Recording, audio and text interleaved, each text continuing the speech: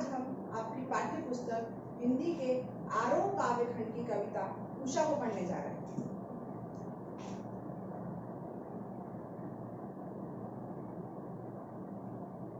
विषय हिंदी आरोह काव्य खंड। हमारी कविता का नाम है उषा, जिसके कवि का नाम है शमशेर बहादुर सिंह।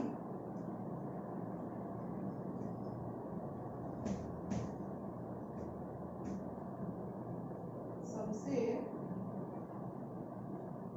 बहादुर सिंह। कविता से पहले हम लेखक के बारे में कुछ जानेंगे। शमशेर बहादुर सिंह एक प्रयोगवादी कवि है। प्रयोगवादी कवि किसे कहा जाता है? सबसे पहले तो प्रयोगवादी कविताएं हमारे यहाँ 1900 के मध्य में आई हैं। 1943-42 इस समय पे हमारे यहाँ प्रयोगवादी कविताओं का चलन शुरू हुआ। तो हमारे जो कवि हैं शमशेर बहादुर सिंह, वो एक प्रयोगवादी कवि रहे हैं। उन्होंने अपने जीवन काल में जब शुरुआत में प्रयोगवादी कविताएं आई थी, उस समय ही इनको अर्जन करना शुरू किया था, सीखना शुरू किया था और बनाना भी शुरू कर दिया। तो प्रयोगवादी कवि उन्हें कहा जाता है जो अपनी कविताओं में निरंतर नई नई चीजों के प्रयोग करते रहते, नई नई चीजों को डालते रहते, मतलब नए प्रयोगों से डरते नहीं है, नए प्रयोगों को करते हैं अपनी कविताओं में। वो किसी बंधन में बंधे नहीं है कि कविताएं सीमित है, उसमें इसी चीज का प्रयोग किया जा सकता है, इन्हीं अलंकारों का प्रयोग किया जा सकता है, इस रस के साथ ये छंद नहीं जा सकता, इन सीमाओं से परे वो नए नए प्रयोग करते रहते, उन्हें प्रयोगवादी कवि कहते हैं। और हमारे शमशेर बहादुर सिंह इसी प्रकार के कवि रहे हैं। उनके जन्म की बात करें तो 13 जनवरी,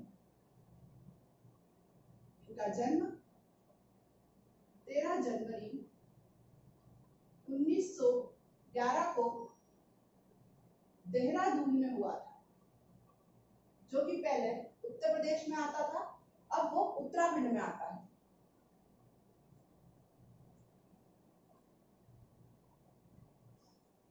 इनके जन्म के बाद रचनाएं, इनकी मुख्य रचनाएं कौन सी? दो रचनाओं की हम बात करेंगे जो प्रकाशित हुई है।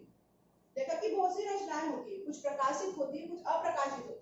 इनकी प्रकाशित रचनाओं की बात करें तो मुख्य रचनाओं में आती है कुछ कविताएं, कुछ और कविताएं, चुका भी हूं मैं नहीं और इतने पास अपने, ये सब इनकी मुख्य रचनाएं हैं। रचनाओं के बारे में हम देखेंगे। रचनाएं, कुछ कविताएं, कुछ और कविताएं, कुछ और कविताएं, इतने पास अपने और बात बोलेगी, बात बोलेगी आदि। इसी प्रकार से इनकी और भी बहुत सी मुख्य प्रकाशित रचनाएं हैं। अब रचनाओं के साथ हम इनके सम्मान की बात करें। इन्होंने अपने जीवन काल में क्या क्या सम्मान अर्जित किए? तो सम्मान इन्होंने साहित्य अकादमी सम्मान में इन्होंने साहित्य अकादमी पुरस्कार प्राप्त किया है। साथ ही साथ इन्होंने कबीर सम्मान, इन्हें कबीर सम्मान भी दिया गया है। ये दोनों ही सम्मान साहित्य जगत के बहुत ही प्रतिष्ठित सम्मान माने जाते हैं, जो दोनों ही इन्होंने अपने जीवन काल में अर्जित करे हैं। इसी के पश्चात इनकी मृत्यु का समय है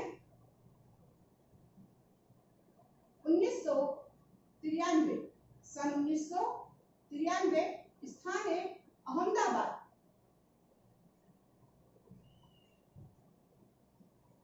शमशेर सिंह बहादुर, इनका जन्म 13 जनवरी 1911 में हुआ है, देहरादून में हुआ, जो कि अभी उत्तराखंड में आता है। इनकी कुछ रचनाएं हैं, कुछ कविताएं, कुछ और कविताएं, इतने पास अपने, बात बोलेगी, इसी प्रकार से और मुख्य इनकी बहुत सी रचनाएं।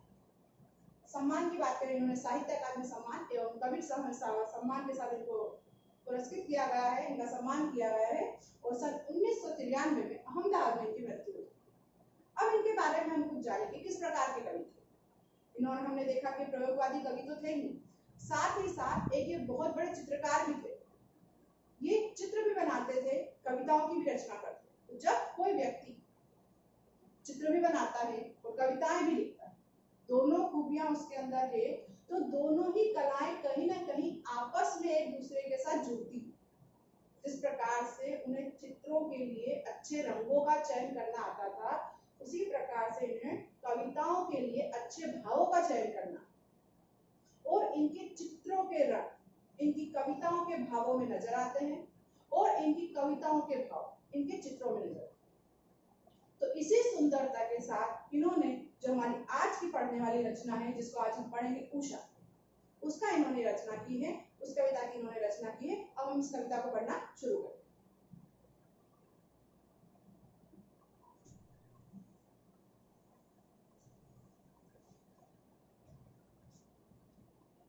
इस कविता को पढ़ने से पहले हम समझ लें कि इस कविता में वर्णन किस चीज की। उषा कविता, उषा मतलब आप समझते हैं ना, उषा मतलब सुबह, सुबह सुबह।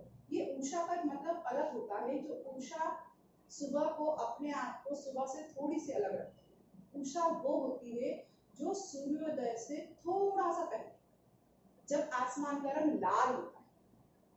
सुबह हो गई, सुबह तो बिल्कुल साफ आसमान हो जाता, सब क्लियर नजर आने लग जाता, साफ सुथरा नजर आता, लेकिन उषा के समय थोड़ा सा आसमान लाल होता है। तो इसमें उन्होंने सूर्योदय से पूर्व गांवों का परिदृश्य दिया, गांव में किस तरह की सुबह होती है, गांव के लोगों की उसमें कैसी हलचल होती है, सुबह सूर्योदय से पहले आसमान का रंग कैसे कैसे बदलता है, हर पल हर क्षण प्रति पल उसके अंदर जो परिवर्तन आते हैं सूर्योदय से पहले, उसको हम इस कविता में पढ़ेंगे। लेखक ने बहुत ही सुंदर एक चित्र के रूप में लिखा है।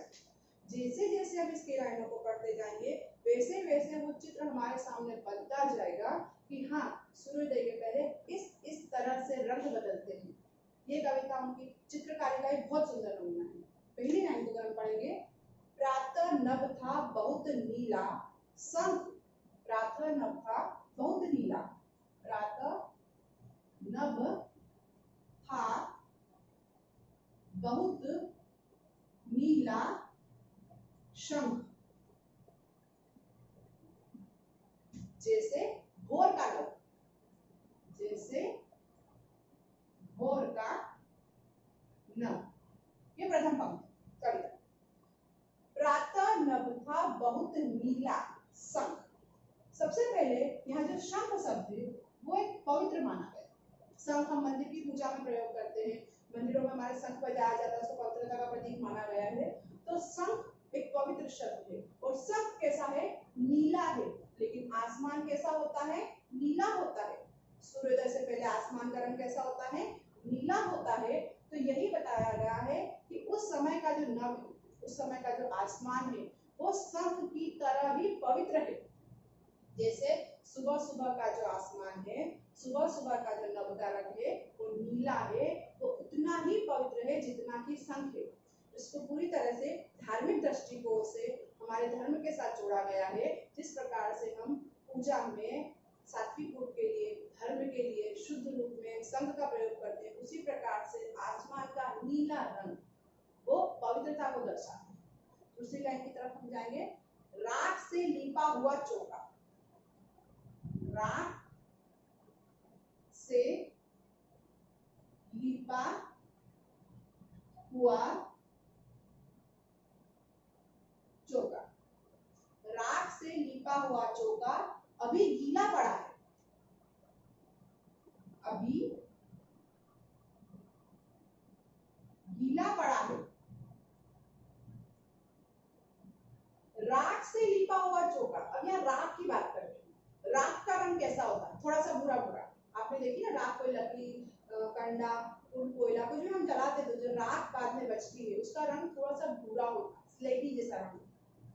तो राख से लीपा हुआ चौका, पहले तो यहाँ चौका शब्द का मतलब समझिए। चौका होता है रसोई घर, चौका रसोई बनाने वाले स्थान, रसोई घर, जिसको आप अपने मॉडर्न भाषा में आप लोग किचन के नाम से जानते हो, अपने घर में किचन जिसको बोलते हैं उसे चौका कहा जाता है। ग्रामीण अंचल, गांव में उसे चौका कहा जाता है जिसमें रसोई बनाई जाती है। तो ऐसी मान्यता है कि यहाँ भी जो चौका शब्द है उसको बहुत ही पवित्र माना है।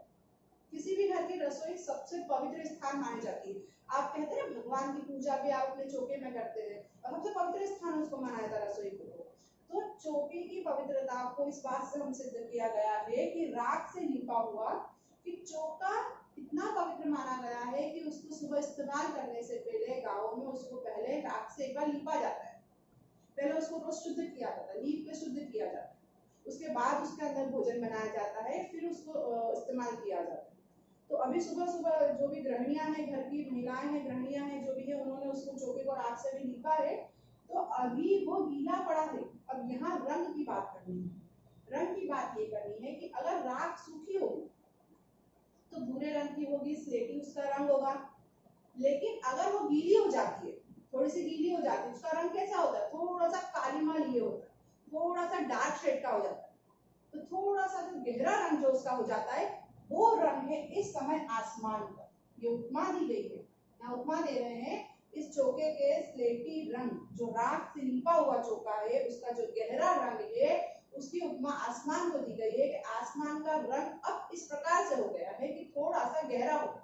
पहले नीला था, अब थोड़ा सा गहरा रंग हो गया उसका, जो कि आपके भूरे रंग को गीला करने पर और राख गीली करने पर गहरे भूरे रंग की हो जाती है, वो रंग का आपका आसमान हो गया। तीसरी पंक्ति की तरफ में, बहुत काली सील धरा से, बहुत काली सील धरा से, बहुत काली सील धरा से लाल केसर से जैसे, लाल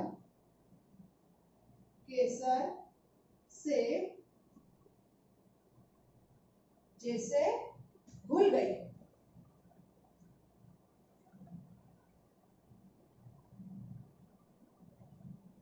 जैसे घुल गई। अब यहाँ बहुत काली सील, सील का मतलब क्या? सील का अर्थ होता है सिलबट्टा।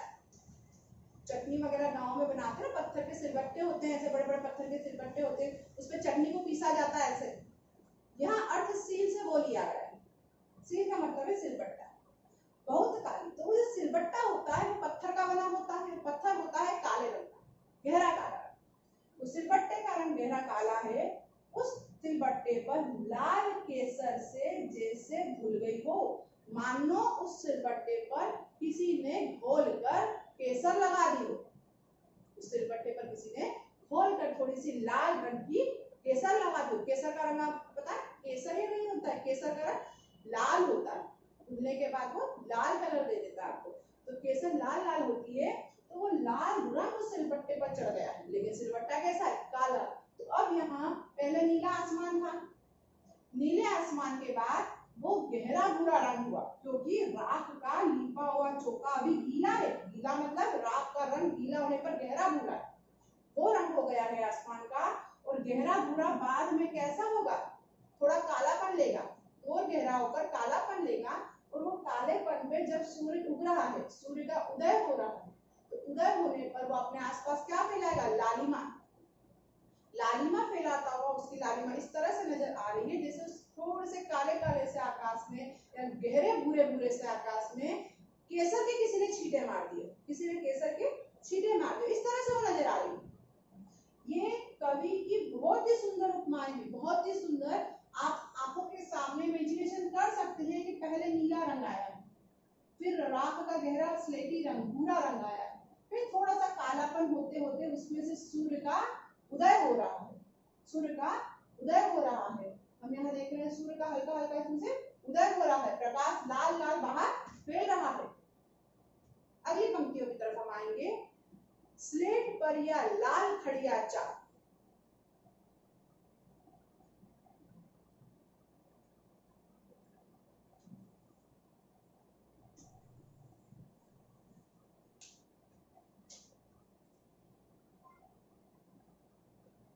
स्लेट पर या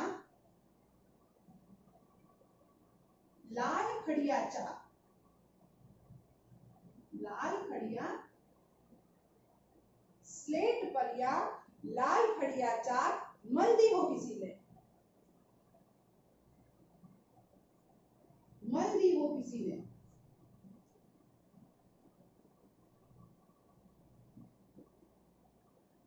स्लेट, स्लेट मतलब समझते हैं आप? आजकल के बच्चों को तो स्लेट लगता ही नहीं है, सीधे स्कूल जाते हैं, कॉपी किताबों से ही पढ़ना शुरू हो जाता है। लेकिन फिर भी आज भी बहुत से बच्चे स्लेट मिलती है, आप स्टेशनरी की दुकान पर जाइए, स्लेट मिलता है। ऐसा स्लेट होता है, ब्लैक कलर का होता है, जिस पे काला रंग होता है, आपका बोर्ड की तरह होती है, चौक से उस पे लिखते हैं। और पहले पत्थर का भी आता था जो थोड़ा सा भूरे भूरे जैसा रंग का होता था, चौक या पत्ती की पेन से आप उसके ऊपर लिखते हो।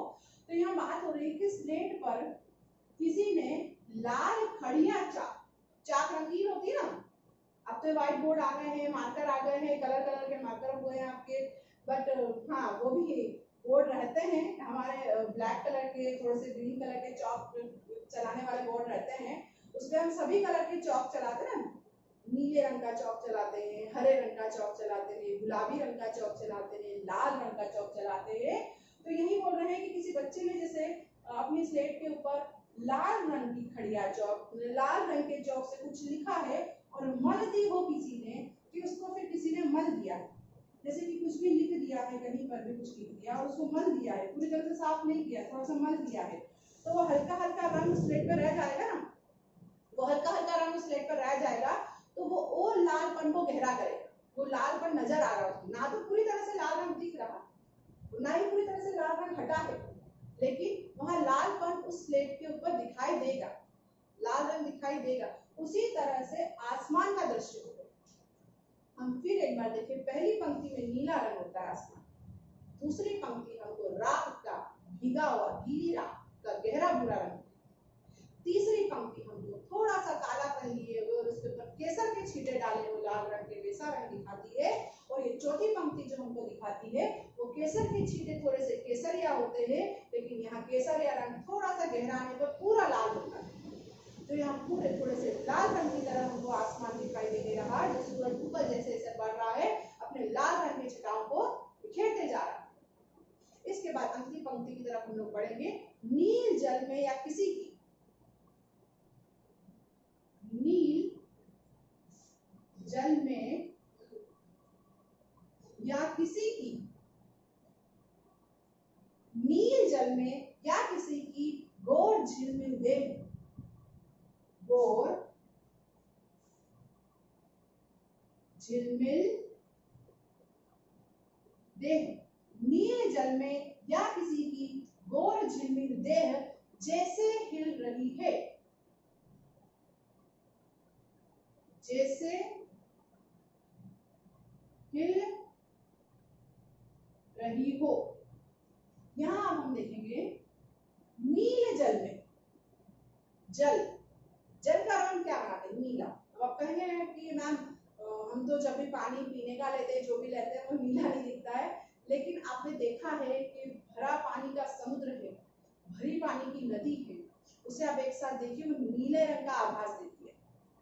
किसी चित्रकार की चित्रकारी में जब आप खुद भी चित्रकारी जब करते हैं तो पानी को दर्शाने के लिए आप लोग हमेशा नीले रंग का प्रयोग करते हैं। तो पानी को हमने नीले रंग से अंकित किया हुआ है, नीला रंग आपको प्रदर्शित करता है जल के बारे में। तो कहते हैं कि जो नीले रंग का जल है, उस जल के अंदर सबको पानी को भरा हुआ सरोवर है, नदी है, तालाब है, जो भी नीले रंग का भरा हुआ है, उसके अंदर कोई झिलमिल देह, देह मतलब शरीर, देह का मतलब होता है शरीर, गोर मतलब कि गोरा, थोड़ा सा साफ, गोरे का मतलब ये नहीं कि गोरा सफेद वाला गोरा नहीं, कि हमारा रंग गोरा है हमारा रंग काला है, वो नहीं, गोर का मतलब यहाँ पर है साफ, स्वच्छ, झिलमिल देह किसी की जैसे हिल रही हो उस पानी के अंदर, कोई साफ स्वच्छ शरीर, साफ स्वच्छ देह किसी की जैसे हिल रही हो, हिलोरे कर रही हो।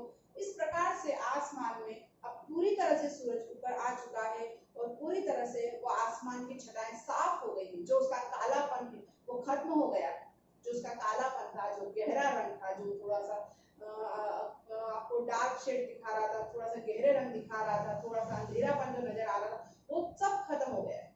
और जब आसमान पूरी तरह से साफ होता है तो नीले रंग का दिखता है। आप आसमान की तरफ जब भी देखते हो पूरे दिन में, जब भी ऊपर हम देखते हैं, हमें आसमान किस रंग का दिखता है? हमें नीले रंग का दिखता है। तो आसमान हमें नीले रंग का नजर आता है, तो उस नीले रंग के आसमान में एक गोल झिलमिल, मतलब गोल मतलब साफ स्वच्छ, और झिलमिल मतलब चमकता हुआ। सूर्य कैसा होता है? सूरज कैसा है? चमकता हुआ। सूरज चमकता हुआ शरीर है, चमकती हुई देह है वो, तो वो जैसे हिल रही हो, क्योंकि सूरज स्थिर दिखता नहीं है, सूरज हमें हिलता हुआ दिखता है। क्यों दिखता है हिलता हुआ? क्योंकि सूरज एक आग का गोला है, जो जब भी आप अगर अग्नि को भी देखेंगे तो धधकती हुई रहती है, धक धक करती है, तो वो हिलती डुलती है, स्थिर दिखाई नहीं देती। तो इसी तरह से सूरज जो है हमें वो आकाश में थोड़ा हिलता डुलता नजर आता है। इसीलिए लेखक ने बहुत ही सुंदर वर्णन यहाँ पर किया है कि जैसे सबसे पहले उसने बताया था कि नीले रंग का आसमान नजर आता है, जो सूरज से सुबह पहले का समय है, जिससे अब शुरुआत हो गई है। शंख के स्वाद द्वारा इसको दर्शाया गया था कि गाँव में लोग जल्दी उठ जाते हैं, अपनी पूजा पाठ के बारे में तैयारियां शुरू कर देते हैं, पूजा पाठ की तैयारियां शुरू हो जाती है। नीला नीला आसमान होता है, उसमें लाल रंग जैसा कुछ भी नहीं होता है, फिर धीरे धीरे वो थोड़ा सा अपने भूरे रंग का होता है, उसको राख के गीली राख के रंग से बताया गया है। उसके बाद आपको एक काले सिलबट्टे से उसको गहरे काले रंग का बताते हुए फिर गहरा काला रंग अगर वापस हल्का होता है तो स्लेटी रंग बनता है। तो एक बच्चे की स्लेट का उदाहरण देके आपको उसको स्लेटी रंग बताकर फिर पूरी तरह से आसमान साफ हो गया है, क्योंकि सूरज अब धीरे धीरे पूरा ऊपर आने लगा है। और अंतिम पंक्तियों में लेखक ने इसको इस प्रकार से समाप्त किया है कि और अंत में लेखक ने इसको और करके लिखा, और करके वो लास्ट में अंतिम में अपनी पंक्तियों में अपनी अंतिम बात को बताना चाहता है, जादू टूटता है। ध्यान से देखिए बेटा, ध्यान से सुनिए, जादू टूटता है, जादू टूटता है इस उषा का अब, इस उषा का अब, जादू टूटता है इस उषा का अब, सूर्योदय हो रहा है, सूर्योदय हो रहा है। अंतिम और क्या आगे ये निशान जो बता रहे हैं वो आपको बता रहे हैं कि और बात तो खत्म हो गई, पूरा वर्णन वो कर चुके हैं कि सूर्योदय से पहले कैसा कैसा आसमान होता है, लेकिन अंत में फिर वो कुछ जो कहना चाहते हैं कवि, वो ये कहना चाहते हैं कि जादू टूटता है। जादू का मतलब आप समझते हैं ना, जादू क्या होता है? जादू वो होता है ऐसी चीजें जो हमने सोची नहीं हो, अरे यार ये कैसे, उसको हम जादू बोलते हैं। जो हमारे समझ में नहीं आया उसको हम जादू बोलते हैं। ये कैसे हुआ वो हमारे समझ में नहीं आया, उसे हम जादू बोलते हैं। तो ये जो पूरा दृश्य सामने बना है कि नीले से गहरा भूरा रंग बनना, गहरे भूरे से काला रंग बनना, काले रंग से स्लेटी रंग का बन जाना, उसके बाद वापस से साफ स्वच्छ नीले रंग का बन जाना, ये जो रंगों का खेल आसमान में चल रहा है, उस आसमान में होने वाले खेल को हम जादू समझते हैं। लेकिन अभी जो जादू हो रहा था इतनी देर से वो टूट चुका है। क्यों टूट गया है वो जादू? क्योंकि इस उषा का जादू इसलिए टूटा है कि सूर्योदय हो रहा है। क्या हो रहा है? सूर्योदय हो रहा है। अब सूर्य का उदय हो रहा है, सूर्य ने चारों ओर अपना प्रकाश फैला दिया है, चारों ओर छटाएं फैला दी है, आकाश पूर्ण रूप से साफ स्वच्छ और स्वच्छंद हो चुका है। इस पूरी कविताओं में हमने लेखक से ये पढ़ा कि रंगों का वर्णन, जो प्रकृति इतनी सुंदर है, प्रकृति की सुंदरता को हम उस तरह से नहीं देख पाते हैं जिस प्रकार एक कवि की आंखों से देखा जाता है। कवि की आंखों से प्रकृति की सुंदरता एक अलग ही रंग से बताई जाती है। इसलिए इस कविता में हमने सूर्योदय से पूर्व प्रकृति कितनी सुंदर नजर आती है उसका पूरा चित्रण वर्णन हमने देखा सुना। देखा का मतलब ये, कविता सुनने पर उसका पूरा चित्र हमारी आंखों के सामने उभर के आ जाता है। अब इस कविता के हम काव्य पक्ष और शिल्प पक्ष के बारे में जानेंगे। इस कविता में काव्य में कौन से शिल्प पक्ष, किस काव्य पक्ष का प्रयोग किया गया है। इसके शिल्प पक्ष की अगर हम बात करें, इसका शिल्प पक्ष, कविता का शिल्प पक्ष सहज, सरल एवं खड़ी साहित्यिक भाषा शिल्प पक्ष अगर हम बात करें, इसका शिल्प पक्ष सहज सरल खड़ी साहित्यिक भाषा। सहज सरल का मतलब आप समझते हैं, जो सरलता से आपको समझ में आ जाए, वो साधारण शब्दों का इसमें प्रयोग किया गया हो। और खड़ी साहित्यिक भाषा का मतलब ये है कि साहित्यिक भाषा तो ली गई है, लेकिन खड़ी का मतलब वो कि ऐसे शब्दों का प्रयोग किया गया है जो हमारी सामान्य हिंदी खड़ी हिंदी है, उस हिंदी के शब्दों को उठाया गया है इस कविता के अंदर। रस की बात करें, इस कविता में श्रृंगार रस का प्रयोग किया गया है। श्रृंगार रस, श्रृंगार रस क्या होता है?